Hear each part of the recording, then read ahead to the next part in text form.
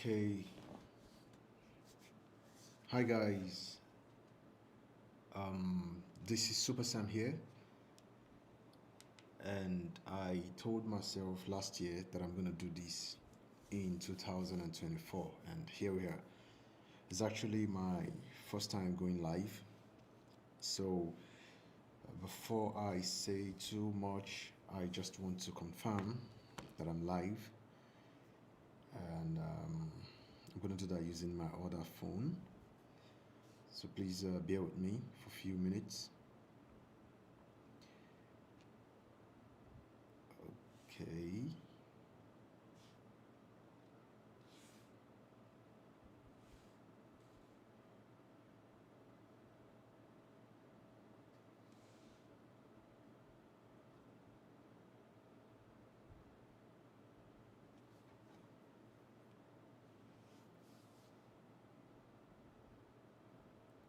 Oh, okay. Yeah, I think I'm live. That's working fine. Hello, can I hear myself?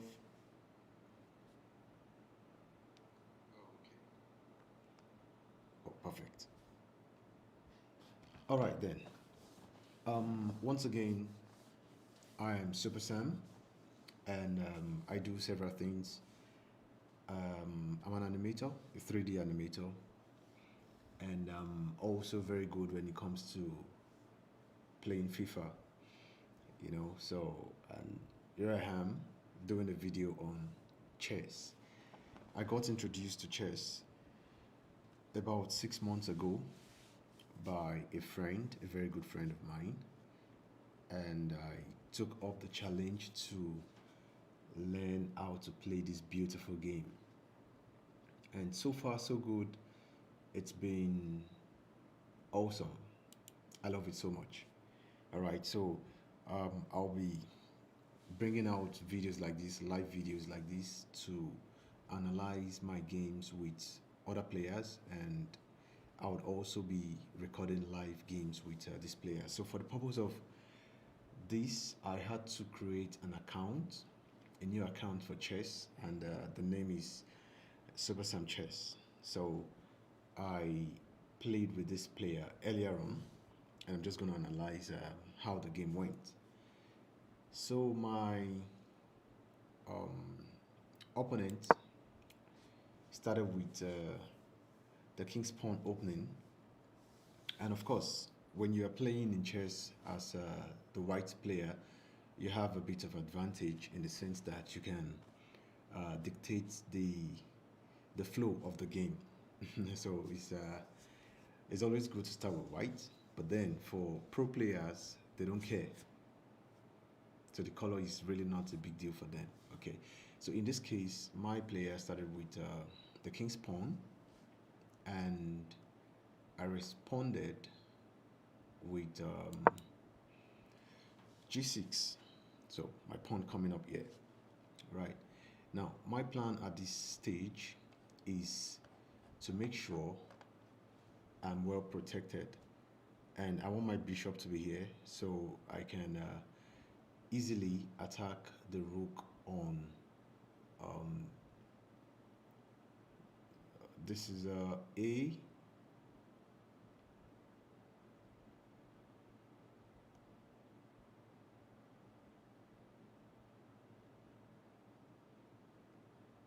Oh, I can still hear myself. I thought I went out there. Okay, I was saying I want my bishop to be on this box, and I'm about to target the rook here. Okay, so my player goes with the queen, and immediately I realized that this is the kind of player that loves to use the queen so much. When you play against a player that goes for the queen at every opportunity, just know once you're able to get out that queen, then you're most likely going to win the game. Okay, so in my case, I had to study my player, and the moment he brought out this queen, I was so excited, and I know the kind of player this is. So I responded with my bishop to the position where I really want the bishop.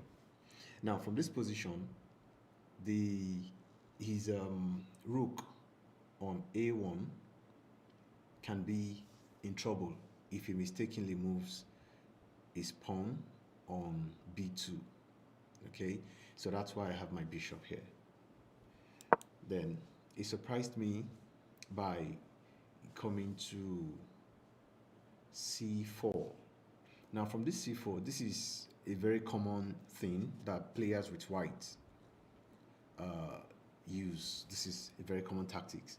So when you see these tactics, you should be wary because their plan is to pin your king on f7, and at the same time they have their queen protecting that space. Or this player can go vice versa by just pinning my king using his queen on f7, and at the same time he has his bishop on c4 protecting the f7 checkbox, and that's game over instantly. Now, me seeing this, I recognize the pattern and I know what it's about to do, so I just responded with this by blocking the bishop. And my opponent had to play something else because I've gotten one of his tactics, right? Now, with this, I responded with my knight. And in this position, I have a sweet position to bring my knight over to d4. And if my knight is on d4, I'll be attacking his queen on f3. Okay? And I'm not sure he is aware of what I was about to do, but then he had to protect that space. So now my knight cannot come on d4 because of that. Okay, so I had to use a different position for my knight. Now this time around, I'm forking both the queen and the bishop. Okay, so regardless of whatever my opponent plays, I know I'm getting one of the piece, either the queen or the bishop. And after a good analysis of my position, my opponent had to move the queen away from the previous position to a new one, and I had to take the bishop. Thanks for that. Okay, and so he went ahead to attack my knight. I attacked the queen because definitely I know his queen is more important, and the queen cannot even capture my pawn on e5 because I have my knight on c4 protecting that checkbox. So my opponent had to withdraw because he loves his queen so much, and I love that. I love players like that. So I had to change the position of my knight as well, so it's not captured by that pawn. And he's still bent on getting my pawn for reasons best known to him, getting my knight rather, for reasons best known to him. And of course, I had to pose another threat by threatening his queen. I was 100% sure that my opponent would run away from this challenge because I know he loves the queen so much. And I wasn't surprised. He had to run away from that challenge, which gave me a breather. Okay, so now I'm bringing in my bishop. My plan is to threaten the queen once more, and he had to bring up his knight. Now with the knight move, I still went further to threaten his queen with my bishop by playing my queen on f4. And it's so interesting to see my opponent play this move, which happens to be a very, very smart move. Now from this move, you can see the knight of my opponent is also posing threat on my queen, which means if I take his queen, he's ready to take my queen, and at the same time check my king. Okay, so I just had to take the queen because I don't care, and he also took my queen. And from this position, my king is being checked. I had to um, counter that by just capturing his knight using my knight. Okay, and then he had to capture my bishop, which is fine. From this point, I captured another piece of his to gain the upper hand so far, and he had to put his pawn forward. I don't know why he did this, but I'm really not so concerned about his move at this point because I have my plan. So I'm posing a threat to my opponent rook, and it was so interesting how my opponent is so aware. I was actually impressed because some beginners wouldn't see this coming. I don't know if my opponent is actually a beginner at this point. I just created this account, so I have no idea of what his level is. So, but one thing I can say from the way he had played is he's very aware of what is going on the chessboard. Okay, so I had to protect the knight using my other knight because if the rook captures my knight on g3, I have a defender on e4 to recapture. And then he had to threaten my defender, so I had no other option than to move my knight away from that threatened position, which simply means my knight on g3 is gone. It was so sad to lose that knight. Oh. But then he captured. So mean. He's a mean player. Captured my knight, right? And of course, I had to threaten that pawn that put me in trouble. And he ignored that and threatened my second knight. At this point, I had to move the knight away completely and also pose a threat to that very pawn. But my opponent defended.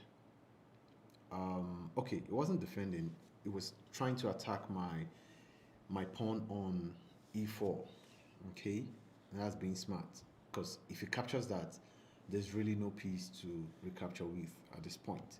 So I had to capture his pawn now that I can, and it captured my pawn and at the same time checking my king. So at this point I had to block using my knight because I know if he tries to capture my knight, I have other pawns to recapture. And my smart opponent brought in his other knight, and now the knight can also pose a threat to any of my piece. And something about knights, I hate them so much because they can be frustrating in the hands of a very good player. So I'm always wary about knights. So then again, my opponent taking advantage of his knight, and I responded using my bishop. So I'm posing a threat to the rook. I know he's definitely going to save his rook, okay, and that would give me a breather in the meantime. So as planned, he did try to save the rook, okay, and now I have that breathing room to castle. Always try to castle, it helps a lot, okay, it helps a lot. I had to learn this the hard way over time. So always castle at every opportunity you have. But then before you castle, make sure your current or make sure your new king position is in a safe area. If not, do not castle. Okay. Now my opponent is relying solely on his knight because his queen is gone, and all he's trying to do here is at the end of the day capture my pawn on a7 and at the same time checking my king on c8. And me seeing this, I had to move my king in order to protect that space. And my opponent came in with the bishop, threatening my pawn on b6, and I had to also build up another attack because I have his queen on e1, and having my rook directly on the opposite end of where my opponent queen is, sorry, king is, can also help me out in nearest future. Okay, so my opponent played a double move for the pawn because that was the first move for that pawn, and I'm sure he's trying to attack my king side. Yeah, so I had to respond by pushing my pawn ahead to threaten the knight because I'm no longer comfortable with the current position of that knight, and he had to take the knight away, which is what I want. So now I'm preparing a barrage. My plan is to layer my rook. It's always powerful when you have your rooks layered.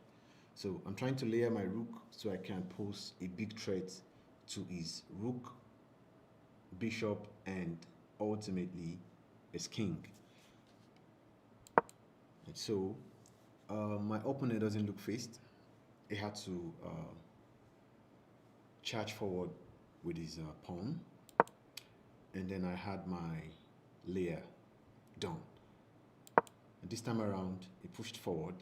His plan is for me to take his pawn on a5, and if I did, his rook on a1 would definitely capture that pawn, and I might be in trouble. Okay, so I realized this early enough, and I had to hold my peace and move to something else, which is my knight. Now from this position, my knight can also help protect the king in my king's current position. So that's why I had to bring my knight down there. Okay, I don't know what my opponent is planning at the moment, but all I know is he has a bad plan for my king, and I just need to protect that king with every piece that I have. And now he had to move his bishop to a different position, threatening my my pawn on c7, and I responded by killing or capturing, not killing, please. I responded by capturing the pawn on g2. Okay, at this stage, of course, I'm aware his rook can easily capture that bishop, but I know it wouldn't dare because his rook is currently pinned to the king because I have my rook pointing at the king's direction. So my bishop is a free piece at the moment. So this time he responded by just capturing my pawn. Since I refused to capture, which was a good move for me, you don't capture everything in chess. Make sure you think twice before you capture. Okay? So to take is a mistake, like they say. So be careful of what you take. Be careful of the piece you capture. All right, I had to bring my bishop down, threatening his rook. And my opponent responded by checking my king and also killing my pawn. I don't know why he did that, but I guess it's just a panic mode for him. So I had to take my king off there because I cannot capture the bishop since he has another pawn on b6 that would help recapture. Okay, so I just had to move my king to safety. Now at this point, he tried to increase the pressure on the safety of my king by pushing his pawn to b5, and then I had to move my bishop e2 to capture his rook. Okay, I'm aware his knight can easily capture my bishop, but at this point I don't care because I know that his rook is worth more. Okay, and surprisingly, he ignored my bishop and went for my pawn on a6. And I'm sure if I was a beginner, I would be panicking. But since I wasn't a beginner, I wasn't panicking. Okay, it's really not a threatening position for me at this stage. I just had to move my king to safety, and I had to block the space on a8 in order to at least frustrate my opponent from developing his pawn. So at this stage, He responded by checking my king again with a b7, and I had to capture that using my knight. This is why I have my knight in that position in the first place. Okay, so now you see how you can tactically position yourself in order to defend against your opponent's plan and also build your own counter attacks. All right. So from this position, he had to capture my knight, which isn't a bad thing. So I captured back, and I have that in bag. So he had to bring in his knights because knights can be very, very powerful, and I wasn't faced by that. I had to capture using my bishop, and now his knight is also in trouble. So he's losing a piece regardless because I have my bishop on c4, threatening his knight on b5, and at the same time I have my king on b7, threatening his bishop on c7. So it's left to him to decide the piece to save first. But surprisingly, my opponent decided to move his king, which is also a good move, by the way, because his king is on check and he definitely doesn't have any option other than to move the king away. So at this point, I had to capture the knight because knights can be more dangerous, one.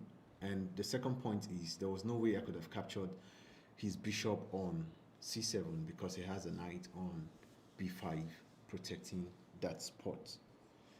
So he had to withdraw his bishop to safety, and I checked the king. The king cannot capture because I have another pawn. I have another rook protecting that space. So he had to move his king, and I had to capture another piece, taking advantage of all I can, you know.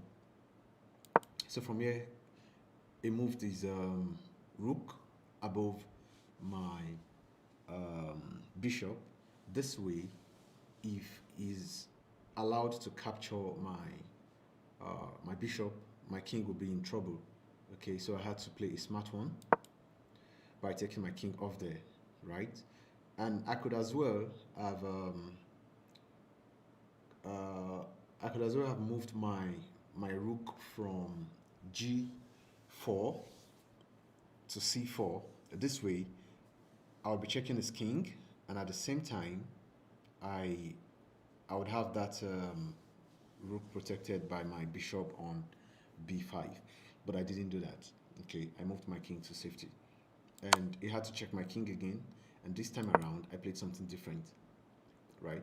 I know my rook is also protecting the bishop in that position, and that's fine. And the king cannot come further; it cannot come to that level because I have my rook on that level. That is on the four, on level 4, right? So now the king had to retreat, and of course, I wasn't going to back out. I just had to push my rook forward, pinning the bishop to his king. And having seen this, my opponent, out of frustration, just had to kill my bishop, and I was so excited about the decision. And I got hold of his last rook, and from this stage, I had the upper hand. Okay, so I had to move the king to safety, and I couldn't capture the bishop because if I did, his king would also recapture. So I had to capture one other piece, which is his last pawn. And now I have about 1, 2, 3, 4. I have 4 pawns that can be developed to become a queen. Isn't that funny? All right. So at this stage, he tried to capture my rook, and that was a big mistake because now on my next move, it's going to be checkmate. Okay, so what I want you to also look for is a space where you can cover up 2 files. You know, once you're able to cover up 2 files with your rook, 2 clear files with your rook, just know it's checkmate. And make sure your rook are not too close to where the king is, because if they are close to the king can easily capture them. So in my position, they are not. So I just had to checkmate, and that's all. So that's how I got rid of this opponent in this game. In the next game, I'm gonna make sure that is strictly live. I'm gonna be playing live. This wasn't live. I played this off record. So the next one is gonna be on record. And by the way, this is my first stream. I know this has so many rough edges, but you gotta bear with me and focus on the knowledge being passed in this game. And every chess game you play, make sure you analyze the game so you can see your mistakes, and that would help you play better in the next game. So I hope you've learned one or two things from this game review. I'm gonna see you in the next live when I am coming up. So thank you, and this is Super Sam once again. Don't forget to like and subscribe to the channel. Peace out.